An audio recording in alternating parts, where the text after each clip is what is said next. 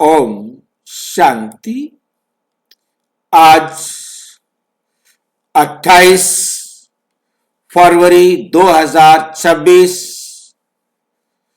आज की साकार मुरली रंगीन बड़े बड़े अक्षरों में पढ़ें, सुने और गहराई से मंथन करें।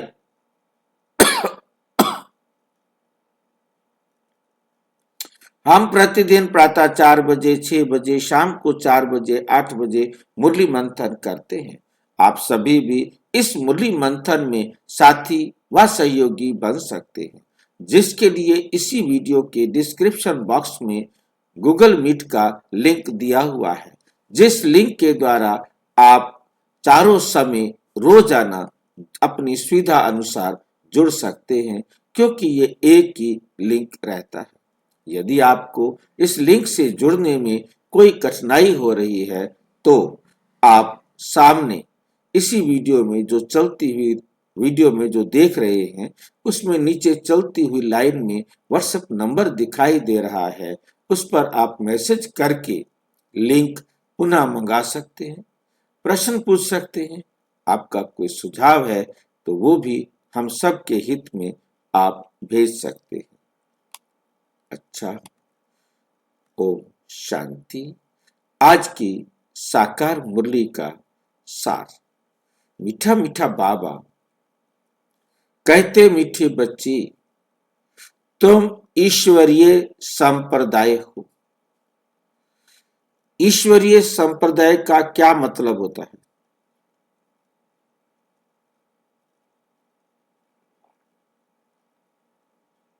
ईश्वर के बच्चे भाई जी। तो फिर ईश्वरीय बच्चे कहना चाहिए था, संप्रदाय क्यों कह दिया?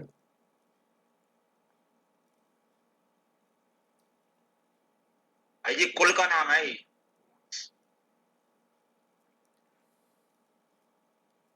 तो ईश्वरीय कुल लिखना चाहिए था। ईश्वरीय मत पे चलने वाले संप्रदाय। संप्रदाय माना ईश्वरीय मत पर चलने वाले, ईश्वर की डायरेक्शन पर चलने वाले। अच्छा, हम ईश्वर की संप्रदाय हैं, ईश्वर की बात पर चलने वाले हैं। तुम्हें ज्ञान सूर्य बाप मिला है। हमें बाप कौन मिला है? ज्ञान सूर्य। वैसा सूर्य नहीं मिला जो आकाश में खड़ा है, वो सूर्य नहीं। दुनिया वाली गीता में लिखा गया कि हे अर्जुन, श्री कृष्ण कहते हैं यह ज्ञान सूर्य ने मनु को दिया था। अब ये ज्ञान की जगह पर ज्ञान सूर्य लिख दिया जाता तो कितना सहज हो जाता, एक ये शब्द ना लगाया जाता तो। और इसको हम इस प्रकार से भी कर देते कि यह ज्ञान सूर्य ने मनु को दिया था, मनु ने इक्ष्वाकु को दिया। हम ये अर्थ ले लेते तो भी फर्क पड़ता कि कोई ज्ञान सूर्य कोई मनुष्य है, परंतु अर्थ इस प्रकार से लिया गया कि ये सूर्य ने, जो सूरज खड़ा है, इस सूरज ने दिया था। यदि ज्ञान सूर्य समझते तो हम किसी मनुष्य को कहते। और जो हमारा गीत बना हुआ है, ज्ञान सूर्य प्रगटा अज्ञान अंधेरा विनाश। अब ज्ञान सूर्य समझ में नहीं आया दुनिया को कि कौन है ज्ञान सूर्य। ज्ञान सूर्य ने दिया है या ज्ञान सूर्य कोई और है जिसने मनु को दिया, क्योंकि वो सूर्य तो मनु को नहीं दे सकता था। भाई जी ओम शांति। ओम शांति। कुछ पूछना है?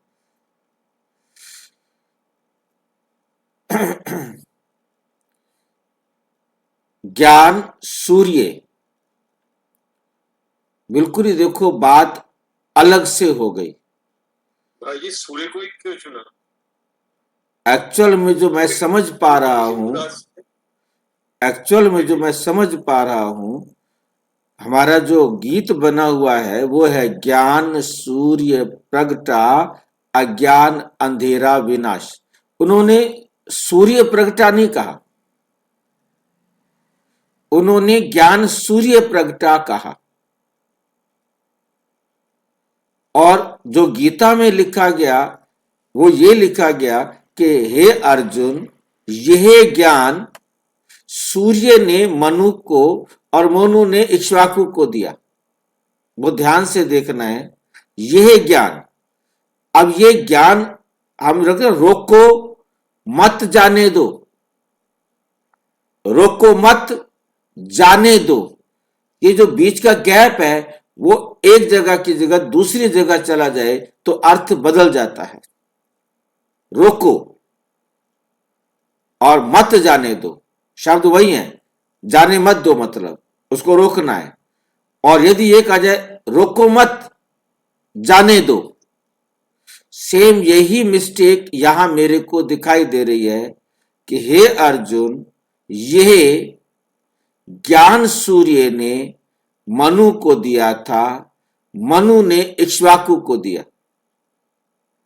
बात समझ रहे हैं? ये ज्ञान सूर्य ने मनु को, मनु ने इक्ष्वाकु को दिया।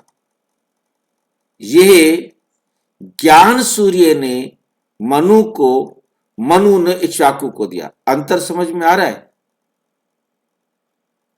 भाई जी? हाँ जी। सूर्य का जो उपमा है ना,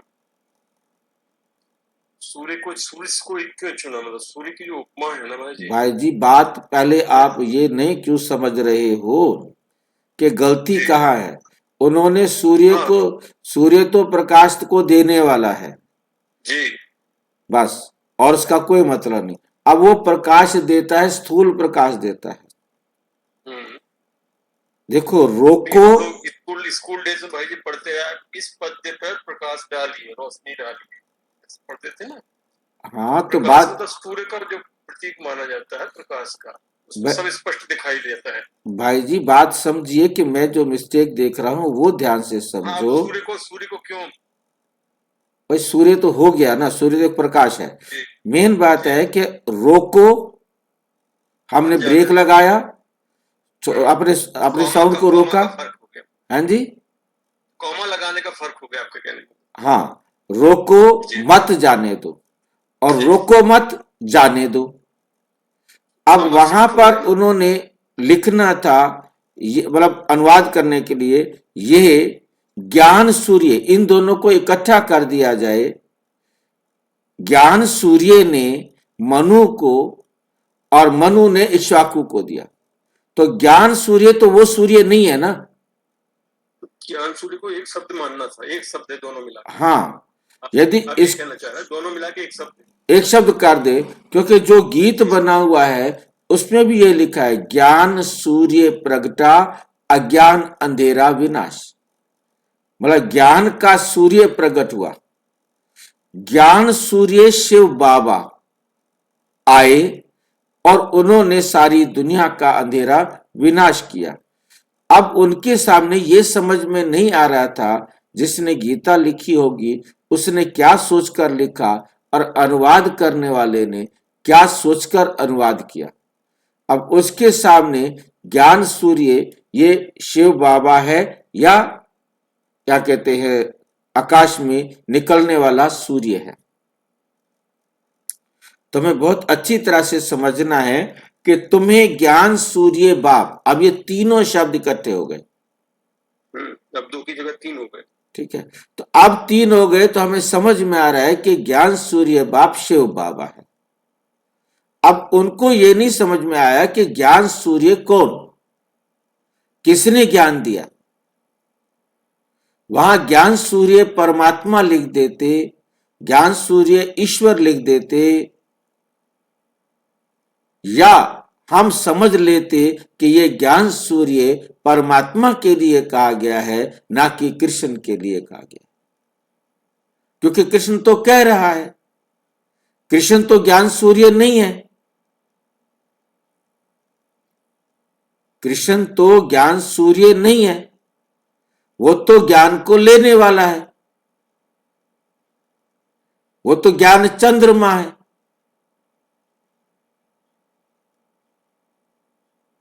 इस समय वो आत्मा, कृष्ण की आत्मा ज्ञान चंद्रमा की स्टेज पर है, जो ज्ञान के, सूर्य के ज्ञान से चमक रही है, प्रकाशित हो रही है, संपन्न बन रही है। भाई जी भक्ति मार्ग में तो अवतार वाली बात आ जाती है, तो सब जाता है उसमें। उनको नहीं समझ में आ रहा था ना कि ये सूर्य कौन सा है। उन्होंने समझ सूर्य में का अवतार तो समझ बना में- दिया, क्योंकि शनि का बाप सूर्य है। अब शनि का बाप सूर्य बना दिया ये सब। भक्ति मार्ग में तो क्या भी बना दे। ये सब जो बनाए है ना, इसी में तो आदमी भूल जाता है कि हाँ भाई वो कुछ भी हो सकता है, कुछ भी मान लेता है और कुछ भी मनवा देते हैं, हम मान के बैठ जाते हैं। दिक्कत वही है ना।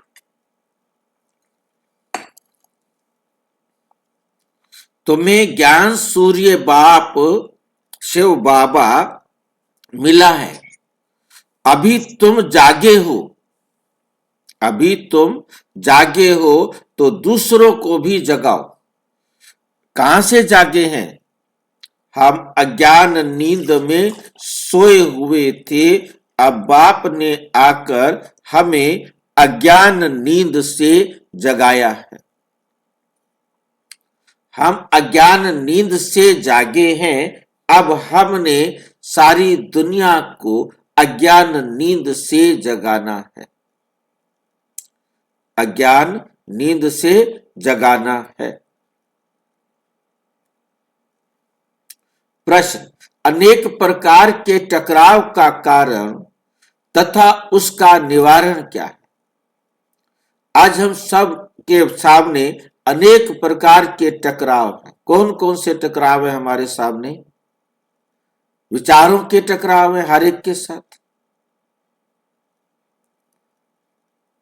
कोई कुछ कहता है, कोई कुछ कहता है, मेरे विचार कुछ है, दूसरे के विचार कुछ है, तीसरे के विचार कुछ है, चौथे के विचार कुछ है। सबके विचार बदलते रहते हैं।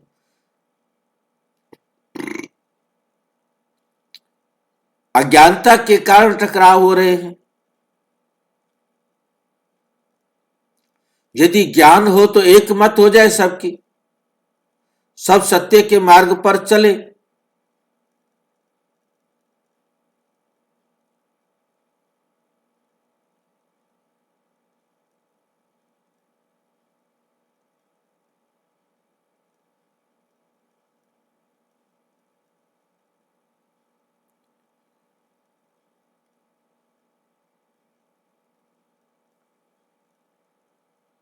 अब टकराव में आ गए तो उसका निवारण क्या है? टकराव का कारण क्या है? जब देह अभिमान में आते हो तो अनेक प्रकार के टकराव होते हैं। तो देह अभिमान क्यों आता है, या देह अभिमान के कारण क्या आता है? देह अभिमान आता है हमारे ज्ञान के अभाव में, अज्ञान में। जब हमारे अंदर अज्ञानता आ जाती है तो हम देह अभिमान में आते हैं, तो फिर हमारे अनेक प्रकार के टकराव होते हैं। माया की ग्रहचारी बैठती है। माया की ग्रहचारी बैठना माना कौन समझाएगा हमें? गुणों का अभाव भाई जी। माया की ग्रहचारी बैठना क्या बताया? गुणों का अभाव होने के गुणों कारण। का अभाव। हम गुणों के अभाव में क्यों आए? क्योंकि हमारे ऊपर माया का प्रभाव हुआ। जैसे बृहस्पति की दशा होती है तो हमारे ऊपर ईश्वर का प्रभाव पड़ता है। शनि की दशा होती है तो शनि का हमारे ऊपर प्रभाव पड़ता है। राहु की दशा होती है तो राहु का हम पर प्रभाव पड़ता है। माया का जब हमारे ऊपर प्रभाव पड़ता है तो अज्ञान आता है, गुणों का अज्ञान या ज्ञान का अभाव, शांति का अभाव, प्रेम का अभाव। तो जब किसका प्रभाव पड़ता है? माया का प्रभाव। माया की ग्रहचारी बैठती है, शनि की ग्रहचारी बैठती है, राहु की ग्रहचारी बैठती है, बृहस्पति की ग्रहचारी बैठती है। बाबा कहते देही अभिमानी बनो, देही अभिमानी बनो, क्योंकि देही अभिमानी बनेंगे तो सत्य के मार्ग पर चलेंगे। सर्विस में लग जाओ। क्या होगा सर्विस में लगने से? जब हम सेवा में लगेंगे तो हमें खुशी मिलेगी। खुशी जैसी खुराक नहीं। एक छोटा सा ट्रिगर कब मिलेगा? जब हम सेवा में लगेंगे, हमें कुछ प्राप्ति हुई है तो हम खुशी का ट्रिगर लगेगा कि हम सेवा करेंगे। हमें समझ में आया है ज्ञान तो हमें खुशी का ट्रिगर लगा, हमारे अंदर उमंग उत्साह आया तो फिर हम दूसरों को देंगे, दूसरों को देंगे, दूसरों को खुशी मिलेगी, हमारा उमंग उत्साह बढ़ेगा। हम औरों को देंगे, हमारा उमंग उत्साह बढ़ेगा। तो ग्रहचारी मिट जाएगी। तो क्या होगा? ग्रहचारी मिट जाएगी।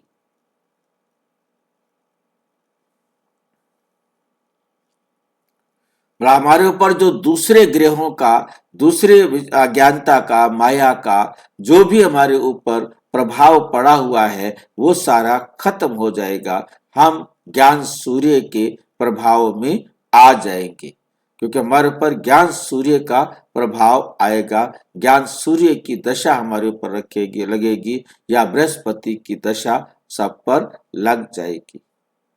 ओम शांति। रूहानी बच्चों के पास बाप आए हैं श्रीमत देने, व समझाने। ये तो बच्चे समझ गए हैं कि बाप की ड्रामा प्लान अनुसार सारा कार्य होना है। बाकी समय थोड़ा रहा है। बाकी समय कितना है? थोड़ा रहा है। इस भारत को रावणपुरी से फिर विष्णुपुरी बनाना है। अब बाप भी है गुप्त तो पढ़ाई भी है गुप्त। बाप भी नहीं दिखाई देता। इन आंखों से, इन चर्म चक्षुओं से परमात्मा को भी नहीं देख सकते। और किसको नहीं देख सकते? पढ़ाई को भी नहीं देख सकते कि पढ़ाने वाला कौन है और पढ़ा भी क्या रहा है। सेंटर्स तो बहुत है, छोटे बड़े गांवों में छोटे बड़े सेंटर्स हैं और बच्चे भी बहुत है। अब बच्चों ने चैलेंज तो दी है, बच्चों ने क्या दिया है? चैलेंज तो दी है और लिखना भी है। जब कोई लिटरेचर बनाना है तो उसमें लिखना है कि हम इस अपनी भारत की भूमि को, भारत भूमि को स्वर्ग बनाकर छोड़ेंगे। तुमको भी अपनी भारत भूमि बहुत प्रिय है, क्योंकि तुम जानते हो ये भारत ही स्वर्ग था। इनको 5000 वर्ष हुए। भारत बहुत शानदार था क्योंकि इनका स्वर्ग को स्वर्ग कहा जाता है। तुम ब्रह्मा मुख वंशावली को ही नॉलेज है। इस भारत को श्रीमत पर हमको स्वर्ग जरूर बनाना है, सबको रास्ता बताना है और कोई खिटपिट की बात ही नहीं। आपस में बैठ राय करनी चाहिए कि इन प्रदर्शनी के चित्रों द्वारा हम ऐसी क्या एडवर्टाइजमेंट करें जो अखबार में भी चित्र दें। आपस में इस पर सेमिनार करना चाहिए। जैसे गवर्नमेंट के लोग आपस में मिलते हैं, राय करते हैं कि भारत को हम कैसे सुधारें, भारत को हम कैसे सुधारें। यह जो इतने मतभेद हो गए हैं उनको आपस में मिलकर ठीक करें। भारत में शांति सुख कैसे स्थापन करें, उस गवर्नमेंट को का भी पुरुषार्थ चलता है। तुम भी पांडव गवर्नमेंट गाई हुई हो। ये बड़ी ईश्वरीय गवर्नमेंट है। इनको वास्तव में कहा ही जाता है पावन ईश्वरीय गवर्नमेंट। पतित पावन बाप ही पतित बच्चों को बैठ पावन दुनिया का मालिक बनाते हैं। ये बच्चे ही जानते हैं मुख्य है ही भारत का आदि सनातन देवी देवता धर्म। ये भी बच्चे जानते हैं ये है रुद्र ज्ञान यज्ञ। ये क्या है? ये है रुद्र ज्ञान यज्ञ। रुद्र कहा ही जाता है ईश्वर बाप को, शिव को। गाया हुआ है बरोबर बाप ने आकर रुद्र ज्ञान यज्ञ रचा। कितनी कमाल की बात है। वो कहते हैं रुद्र ज्ञान यज्ञ, परंतु जानते नहीं कि रुद्र ज्ञान यज्ञ क्या है, किसने आके रचा, कब रचा, कैसे रचा, ये दुनिया वाले नहीं जानते। वो रुद्र ज्ञान यज्ञ भी करते हैं। एक छोटा कहते हैं रुद्री यज्ञ, उसमें ज्ञान हटा देते हैं, उसको कहते हैं रुद्री यज्ञ। मतलब दो यज्ञ, एक है रुद्र ज्ञान यज्ञ पूरा का पूरा, एक है रुद्री यज्ञ। और बाबा आकर कहते बच्चे इसका पूरा नाम क्या है? राजस्वे अविनाशी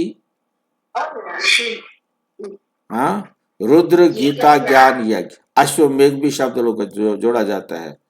तो राजस्वे अश्वमेघ रुद्र गीता ज्ञान यज्ञ। बाबा ने इस यज्ञ का पूरा नाम बताया, राजस्वे अविनाशी रुद्र गीता ज्ञान यज्ञ। और दुनिया वाले क्या कहते हैं? रुद्र ज्ञान यज्ञ या रुद्री यज्ञ, उसमें से ज्ञान हटा देते हैं। दोनों में यही अंतर करते हैं। रुद्री यज्ञ में छोटा होता है, भी छोटा यज्ञ किया और रुद्री यज्ञ हो गया, शिवलिंग बनाते हैं उसमें भी। परंतु जो रुद्र ज्ञान यज्ञ है उसके अंदर शिवलिंग भी बनाते हैं, यज्ञ भी करते हैं और साथ में ज्ञान भी चलता है। और ज्ञान के लिए उसके साथ साथ रामायण, भागवत, गीता, पुराण ये सारे पढ़े जाते हैं। इसको कहते हैं ये है रुद्र ज्ञान यज्ञ। बड़ा यज्ञ करना है तो, छोटा करना है तो चलो ठीक है, हम एक ही वेद मंत्रों के अनुसार एक यज्ञ करा देते हैं, उसको रुद्री यज्ञ कहते हैं। उन्होंने तो टाइम लंबा चौड़ा दे दिया है, अज्ञान नींद में सोए हुए हैं। अभी तुमको बाप ने जगाया है, तुमको फिर औरों को जगाना है। ड्रामा प्लान अनुसार तुम जगाते रहते हो। इस समय तक जिसने जैसे जैसे जितना जितना पुरुषार्थ किया है उतना ही कल्प पहले भी किया था। हाँ, युद्ध के मैदान में उतराव चढ़ाव तो होता ही है।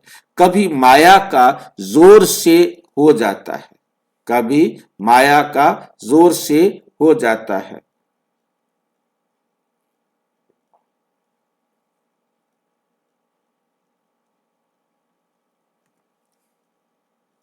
कभी ईश्वरीय संतान का जोर हो जाता है, कभी कभी सर्विस बड़ी अच्छी तेजी से चलती है, कभी कहां कहां बच्चों में माया के विघ्न पड़ जाते हैं। माया एकदम बेहोश कर देती है। लड़ाई का मैदान तो है ना, रावण माया राम की संतान को बेहोश कर देती है। लक्ष्मण के लिए भी कहानी है ना। तुम कहते हो सब मनुष्य कुंभकर्ण की नींद में सोए हुए हैं। तुम ईश्वरीय संप्रदाय ही ऐसे कहते हो। जिनको ज्ञान सूर्य मिला है और जाग उठे हैं वही समझेंगे। इसमें एक दो को कहने की भी कोई बात नहीं है। तुम जानते हो बरोबर हम ईश्वरीय संप्रदाय जागे हैं, बाकी दूसरे सब सोए हुए हैं। वे ये नहीं जानते कि परमपिता परमात्मा आ गए हैं बच्चों को वर्षा देने, ये बिल्कुल भूल गए हैं।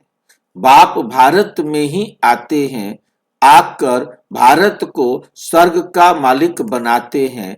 भारत स्वर्ग का मालिक था, इसमें कोई संशय नहीं। परम पिता परम आत्मा का जन्म भी यहां ही होता है। शिव जयंती मनाते हैं ना, जरूर उसने आकर कुछ तो किया होगा ना। बुद्धि कहती है जरूर आकर स्वर्ग की स्थापना की होगी, प्रेरणा से थोड़ी ही स्थापना होगी। यहाँ तो तुम बच्चों को राजयोग सिखाया जाता है, याद की यात्रा समझाई जाती है, प्रेरणा से कोई आवाज होता ही नहीं। समझते हैं शंकर की भी प्रेरणा होती है वैज्ञानिकों को, ताकि वो यादव मुसल आदि बनाते हैं। मतलब जो वैज्ञानिक है उनको हम यादव कहते हैं, उनको मिसाइल बनाने की भी प्रेरणा कौन देता है? शंकर जाके देता है। वास्तव में पार्ट है ड्रामा में ये मुसल आदि बनाने का, ये उनका पार्ट है। उनको प्रेरणा क्या देनी है?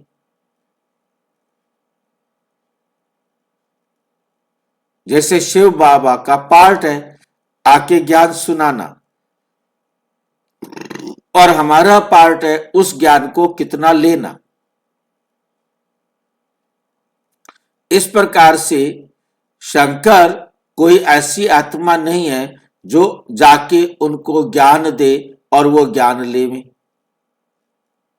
शंकर का पार्ट नहीं है, वह तो शिव बाबा आकर हम आत्माओं को ज्ञान देते हैं, और हम आत्माएं अपने मकान को गिराने के लिए शंकर वाला पार्ट खुद बजाते। क्योंकि नया मकान हमें बनाना है तो पुराने मकान को गिराना पड़ेगा ना। तो वो दुनिया का पार्ट है, उनको कोई बताने की जरूरत नहीं है कि आप तुम विनाश के साधन बनाओ।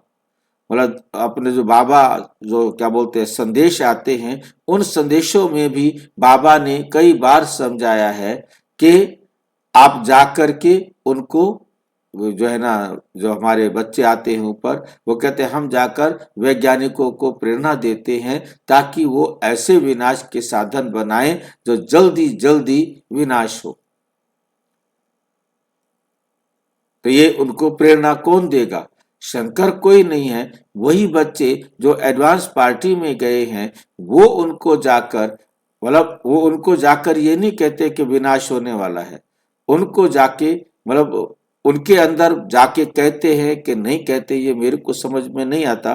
परंतु मैं तो एक बात समझता हूं कि हर एक आत्मा में पार्ट निश्चित है, उसने एक्यूरेट टाइम पर अपना पार्ट बजाना है। ये ट्रिगर अब कहीं से भी हो, किसी भी तरीके से हो, उसके लिए कोई शंकर होने की जरूरत नहीं है। किसी शंकर की जरूरत नहीं है कि जो उनको ट्रिगर करे।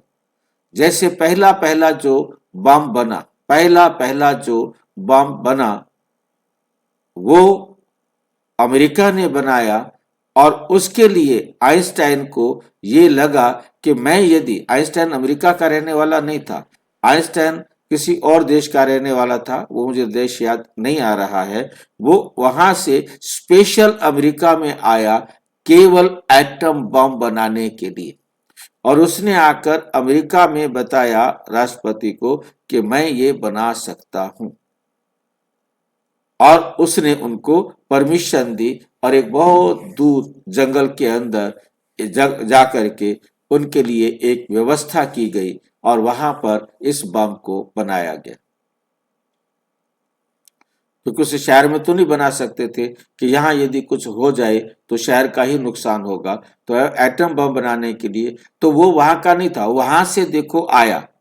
और अल्फ्रेड नोबेल ने एटम की जो है ना खोज की थी, और उसकी स्टडी आइंस्टाइन ने की, और उस स्टडी के आधार पर उसने विनाश का बम बनाना शुरू किया कि ये एक ऐसा बम होगा जो पूरे के पूरे शहर को तबाह कर देगा। एक ही बम, वहां मतलब कोई भी किसी को भेजने की भी जरूरत नहीं, उस बम को गिराना है और पूरा का पूरा शहर खत्म। इससे पहले किसी को भी नहीं पता था कि ऐसा भी कुछ हो सकता है, एटम बम भी बनाया जा सकता है। ये किसी को पता ही नहीं था, ये आइंस्टाइन ने दिया। और जबकि अल्फ्रेड नोबेल, जिस पे नोबेल पुरस्कार चालू किया जाता है, उसने उस एटम की खोज थी।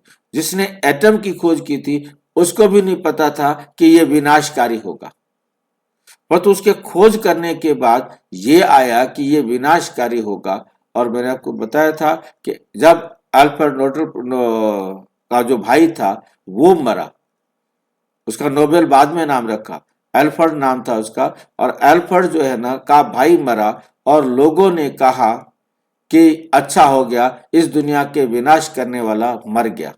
और उसके ऊपर पूरे सारी दुनिया के अखबारों में ये जब समाचार आया तो अल्फ्रेड ने खुद पढ़ा, कहता है कि मेरे को इतनी घृणा की नजर से देखती है दुनिया। तो उसने अपना सारा धन विश्व में शांति लाने के लिए जो काम करेगा उसको प्राइज दिया जाए इसे।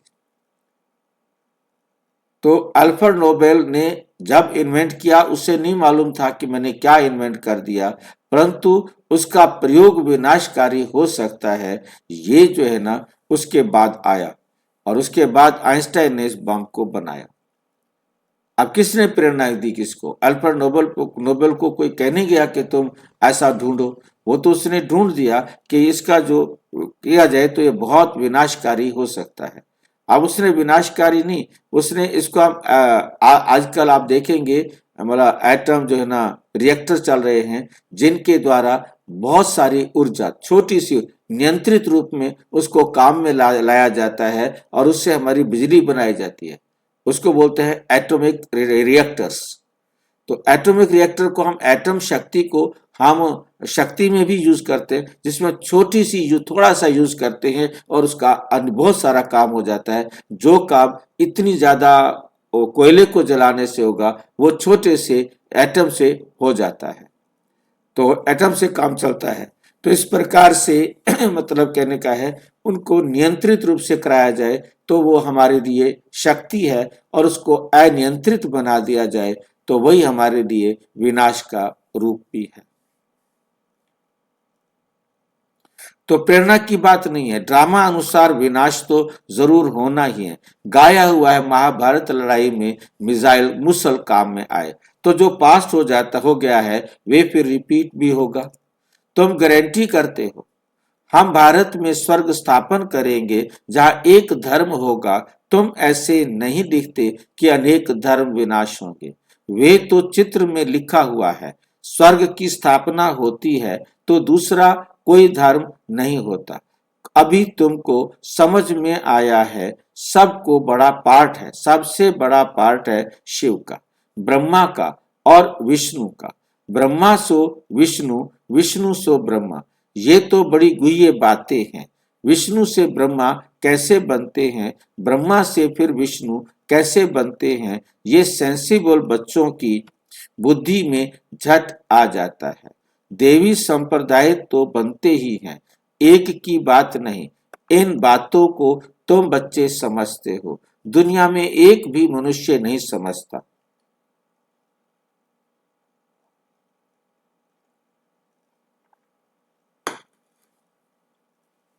भल लक्ष्मी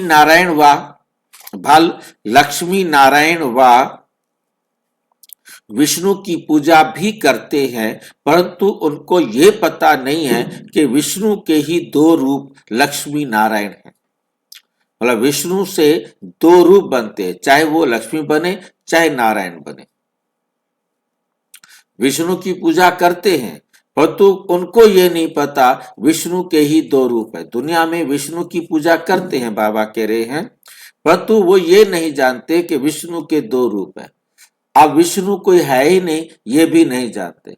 अब ये बाबा नहीं कह सकते कि विष्णु कोई है नहीं, तो बाबा उनकी पहले उस बात को मान रहे हैं कि विष्णु की पूजा करते हैं और विष्णु को चार हाथ देते हैं, ना लक्ष्मी और नारायण को चार हाथ नहीं देते हैं। उन विचारों को ये नहीं पता कि ये लक्ष्मी और नारायण दो रूप हैं, दोनों ही रूप विष्णु से बनते हैं। उनको ये नहीं पता कि विष्णु ही मनुष्य का लक्ष्य होता है और वो फिर क्या बनते हैं, लक्ष्मी या नारायण बनते हैं, जो नई दुनिया में राज्य करते हैं। विष्णु कोई राज्य नहीं करता, बाकी चार भुजा वाला कोई मनुष्य नहीं होता है। विष्णु को भी रिजेक्ट कर रहे हैं आज की मुरली में, और शंकर को भी रिजेक्ट कर रहे हैं। यह सूक्ष्म वतन में एम ऑब्जेक्ट दिखलाते हैं प्रवृत्ति मार्ग का। ये जो विष्णु है ये सूक्ष्म वतन में एम ऑब्जेक्ट दिखाते हैं, क्योंकि ये हम सबका क्या है, एम ऑब्जेक्ट। हम सबको लक्ष्य क्या दिया, लक्ष्मी विष्णु बनना, विष्णु चतुर्भुज बनना, ये हमारा एम ऑब्जेक्ट है प्रवृत्ति मार्ग का, परिवार में रहने वालों का, कि तुमने मतलब विष्णु चतुर्भुज जो है ना अपना लक्ष्य रखो, तुम्हें चारों अलंकार अपने में धारण करने हैं। ये धारण करने का काम किसका है, ब्रह्मा का। ये एक मोस्ट इंपोर्टेंट मुरली है जिसके अंदर दो बातें हमारे सामने निकल रही है। शंकर को भी यहाँ पर रिजेक्ट किया जा रहा है और विष्णु को भी रिजेक्ट किया जा रहा है।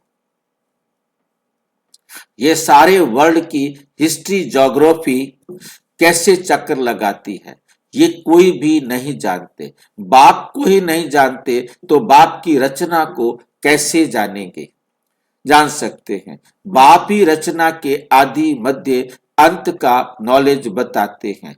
ऋषि मुनि भी कहते थे हम नहीं जानते कि बाप का कैसे सृष्टि को रचना किया, या रचना के आदि मध्य अंत को हम नहीं जानते। बाप को जान जाए तो रचना के आदि मध्य अंत को भी जान जाए। बाप को जान जाए तो किसको जान जाएंगे, रचना के आदि मध्य अंत को भी जान जाए।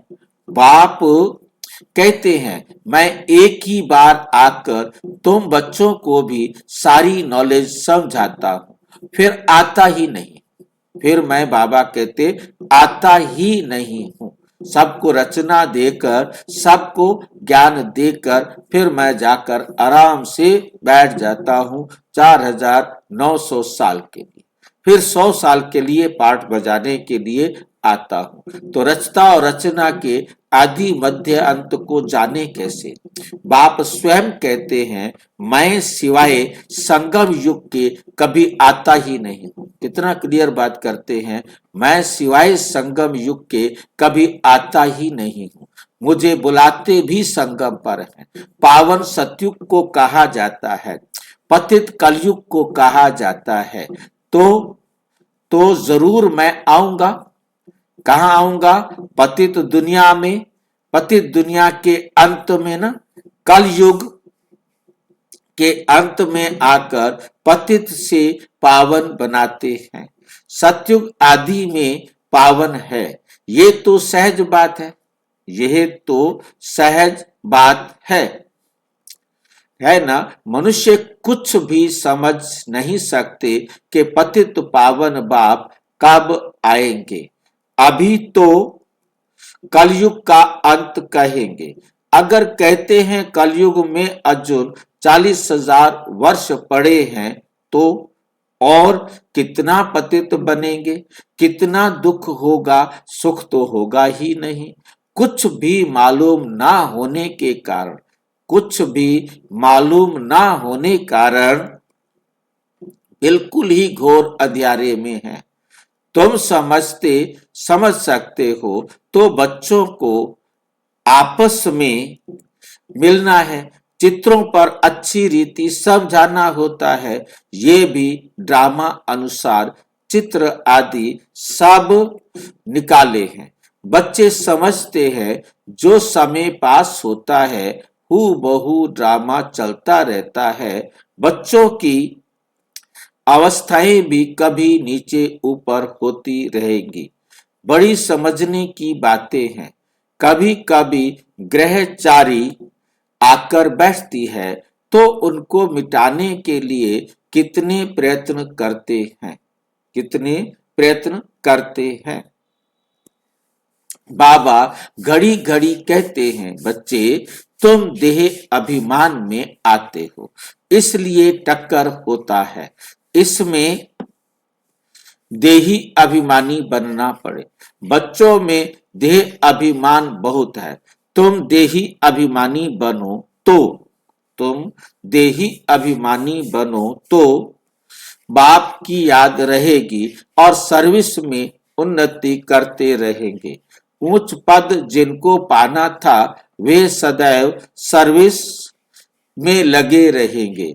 तकदीर में नहीं है तो फिर तदबीर भी नहीं होगी। खुद कहते हैं बाबा हमको धारणा नहीं होती, बुद्धि में नहीं बैठता। जिनको धारणा होती है तो खुशी भी बहुत होती है। समझते हैं शिव बाबा आया हुआ है। अब बाप कहते हैं बच्चे तुम अच्छी रीति समझकर फिर औरों को समझाओ। कोई तो सर्विस में ही लगे रहते हैं, पुरुषार्थ करते रहते हैं। ये भी बच्चे जानते हैं जो सेकंड गुजरता है वो ड्रामा में नूद है। ऐसे ही फिर रिपीट होगा 5000 साल बाद। बच्चों को समझाया जाता है। बाहर भाषण आदि पर तो अनेक प्रकार के नए आते हैं सुनने के लिए। तुम समझते हो गीता वेद शास्त्र आदि पर कितना मनुष्य भाषण करते हैं। उनको कोई ये पता थोड़े ही है, उनको कोई ये थोड़े ही पता है कि यहाँ ईश्वर अपना और अपनी रचना के आदि मध्य अंत का राज समझाते हैं। रचयिता शिव बाबा ही आकर सारा ज्ञान सुनाते हैं। त्रिकालदर्शी बनाना ये बाप का ही काम है। शास्त्रों में ये बातें है नहीं, ये नई बातें हैं। बाबा बार बार समझाते हैं। कहाँ भी पहले पहले ये समझाओ कि गीता का भगवान कौन है, श्री कृष्ण या निराकार शिव। ये बातें प्रोजेक्टर पर तुम समझा नहीं सकेंगे। प्रदर्शनी में चित्र सामने रखा है, उस पर समझाकर तुम पूछ सकते हो अब बताओ गीता का भगवान कौन, ज्ञान सागर कौन है। श्री कृष्ण को तो कह नहीं सकेंगे। पवित्रता सुख शांति का सागर लिबरेटर गाइड कौन है। पहले पहले तो लिखना चाहिए, फॉर्म भराना चाहिए, फिर सबसे सही माना हस्ताक्षर ले लेने चाहिए कि भी हाँ ठीक है। अब वो मान ले कि हाँ गीता का भगवान शिव है, उससे हस्ताक्षर करवा लो, लिखवा लो, नहीं तो वह फिर मुकर जाएगा। नहीं कैसे हो सकता है। चिड़ियाओं का आवाज हुआ, वहां पर चिड़िया का आवाज हुआ तो देखो कितना झगड़ती हैं। इस समय सारी दुनिया में लड़ाई झगड़ा ही है। मनुष्य भी आपस में लड़ते रहते हैं। मनुष्य में ही समझने की बुद्धि है। 5 विकार भी मनुष्यों में गाए जाते हैं। जानवरों की तो बात ही नहीं है। ये है विशेष वर्ल्ड मनुष्यों के लिए ही कहा जाता है। कलयुग में है आसुरी संप्रदाय, सतयुग में है देवी संप्रदाय। अभी तुमको इस सारे कंट्रास्ट का पता है। तुम सिद्ध कर बता सकते हो। सीढ़ी में भी बड़ा क्लियर दिखाया हुआ है, नीचे है पतित, ऊपर में है पावन। इनमें बड़ा क्लियर है। सीढ़ी ही मुख्य है, उतरती कला और चढ़ती कला। ये सीढ़ी बड़ी अच्छी है। इनमें ऐसा क्या डाले जो मनुष्य बिल्कुल अच्छी रीति समझ जाए कि बरोबर ये पतित दुनिया है, पावन दुनिया स्वर्ग थी, यहाँ सब पतित है। पावन एक भी नहीं हो सकता, एक भी हो नहीं सकता। रात दिन ये ख्यालात चलना चाहिए। आत्म प्रकाश बच्चा लिखता है बाबा ये चित्र बनाए। बाबा कहते हैं भले विचार सागर मंथन कर कोई भी चित्र बनाओ, परंतु सीढ़ी बड़ी अच्छी बननी चाहिए। इस पर बहुत समझा सकते हैं।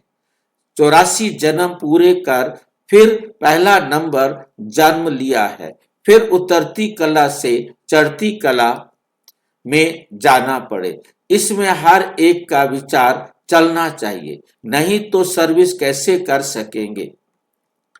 चित्रों पर समझाना बहुत सहज होता है। सतयुग के बाद सीढ़ी उतरनी होती है, ये भी बच्चे जानते हैं। हम पाठधारी एक्टर्स हैं, यहाँ से ट्रांसफर हो सीधा सतयुग में नहीं जाते, पहले शांति धाम में जाना है। हाँ, तुम्हारे में भी नंबरवार हैं जो अपने को पाठधारी समझते हैं।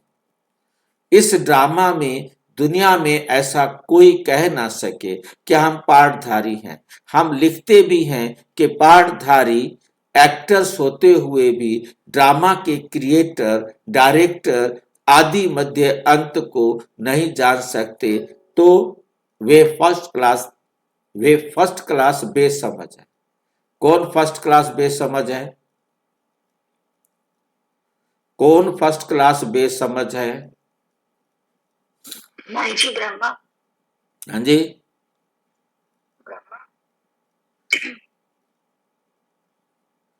कौन एक बार फिर से लाइन पढ़ दीजिए बैक करके।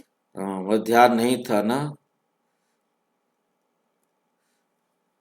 दुनिया में ऐसा कोई कह ना सके कि हम पाठधारी हैं। देखो, शेक्सपियर ने लिखा कि we all are actors in this world drama. उसने अपने आप को स्वीकार किया, परंतु देह अभिमान में स्वीकार किया। परंतु बाबा ने आके समझाया कि हम आत्मा एक्टर हैं। उसने लिखा कि हम सब एक्टर हैं इस वर्ल्ड ड्रामा में, हम सब एक्टर हैं, परंतु ये नहीं पता कौन। ठीक है, अब यहां पर दुनिया में ऐसा कोई कह नहीं सकता कि हम पाठधारी हैं, मतलब हम आत्माएं पाठधारी हैं, ऐसा दुनिया में कोई भी नहीं कह सकता। उनको पता ही नहीं, वो अपने आप को देह समझते हैं। आत्मा को जानते हुए भी ये नहीं जानते कि आत्मा एक्टर है, देह तो ड्रेस है। बेशक अलग दूसरी जगह पर कहते हैं कि ये देह शरीर, आत्मा शरीर रूपी वस्त्र को एक वस्त्र छोड़कर दूसरा शरीर रूपी वस्त्र ले लेती है, परंतु जब एक्टर कहने की बात आती है तब आत्मा को एक्टर नहीं समझते, तब देह को ही एक्टर समझते हैं। अच्छा, हम लिखते भी हैं कि पाठधारी एक्टर्स होते हुए भी हम ज्ञान में लिखते हैं, मतलब ये बात लिखी जाती है, हम एक्टर्स होते हुए भी ड्रामा के क्रिएटर, डायरेक्टर और आदि मध्य अंत को नहीं जान सकते, तो वे फर्स्ट क्लास बेसमझ हैं। कौन है फर्स्ट क्लास बेसमझ?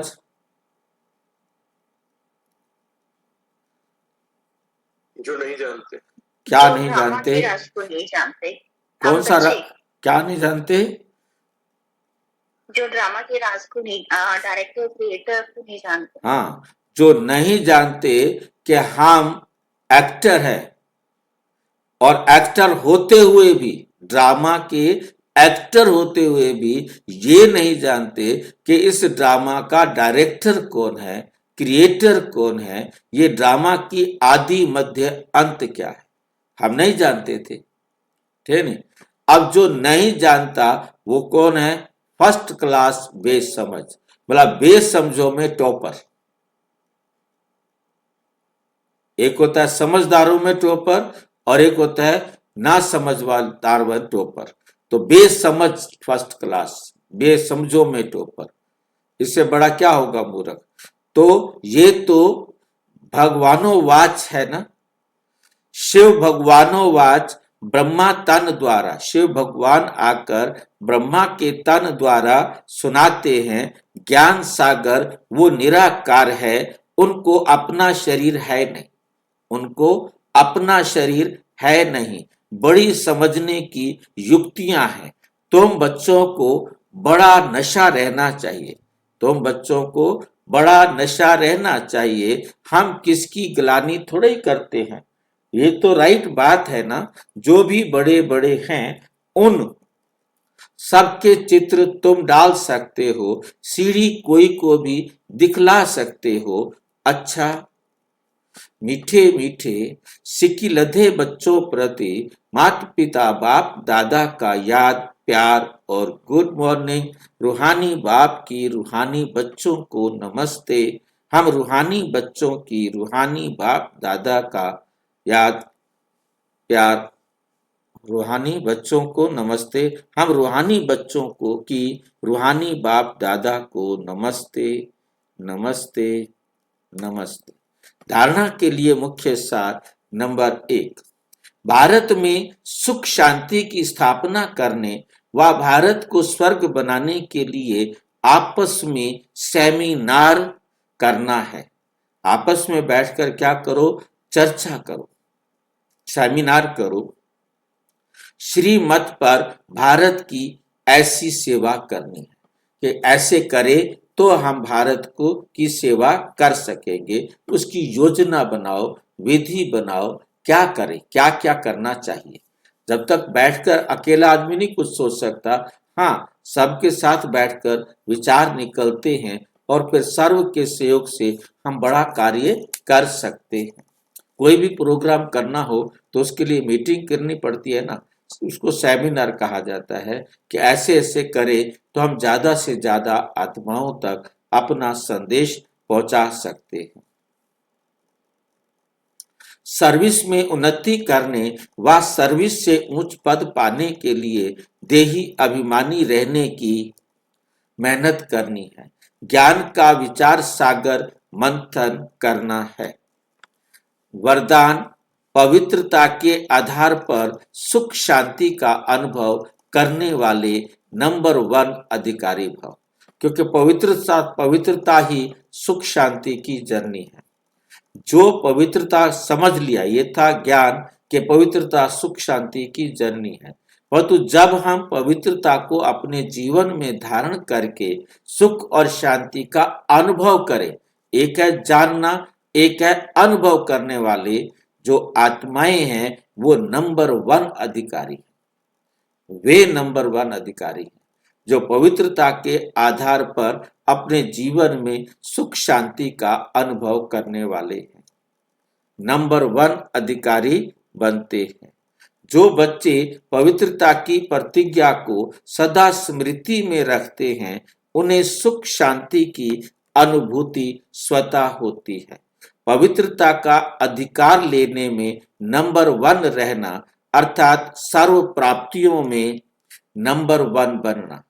इसलिए पवित्रता के फाउंडेशन को कभी कमजोर नहीं करना, तब ही लास्ट सो फास्ट जाएंगे।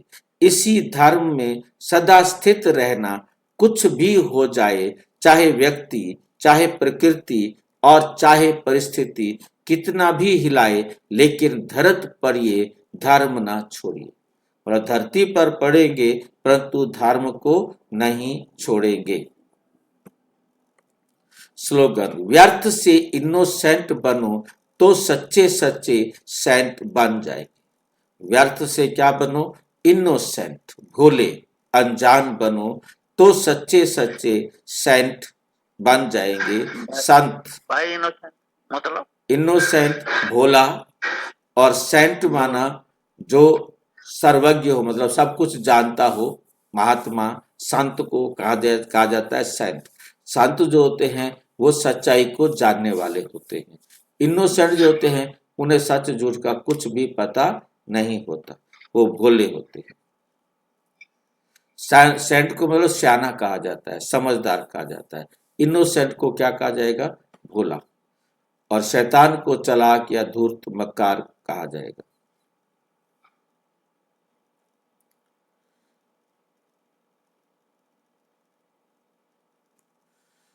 सेंट अंग्रेजी शब्द है भाई जी? हाँ जी, सेंट अंग्रेजी शब्द है क्या? अंग्रेजी का शब्द है संत को। हाँ, मतलब जितने भी आपके जो है ना ऐसे क्रिश्चियन स्कूल मिलेंगे ना, सेंट पीटर्सबर्ग है, मतलब वो किसी ना किसी व्यक्ति के नाम पर सेंट पीटर्स, मतलब इसी प्रकार से बहुत सारे आपको नाम मिलेंगे जो क्रिश्चियंस के स्कूल जनरली नाम होते हैं। हाँ, सेंट स्टीफनसन, सेंट जोसेफ। हाँ, ये मतलब इनके साथ जो है ना उस पादरी का या उस समझो कि जो भी व्यक्ति है उसका नाम लगाने के लिए। उनके समुदाय का है उसका।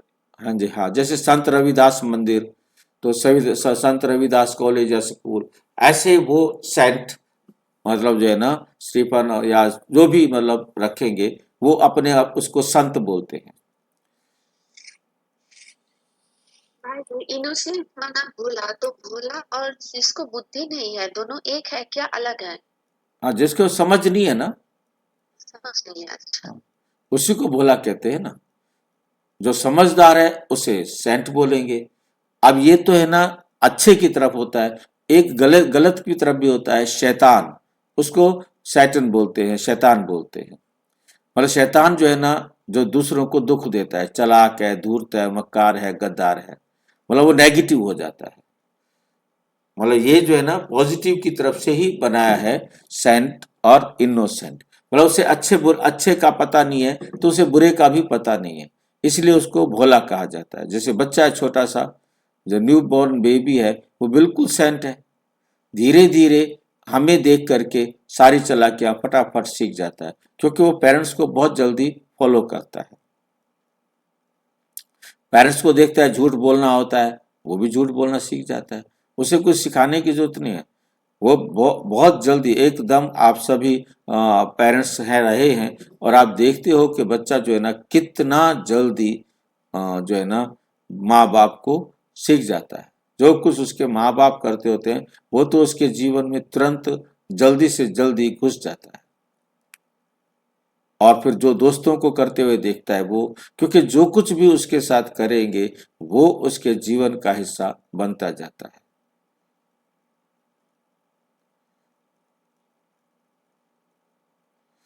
एकता और विश्वास की विशेषता द्वारा सफलता संपन्न बनो।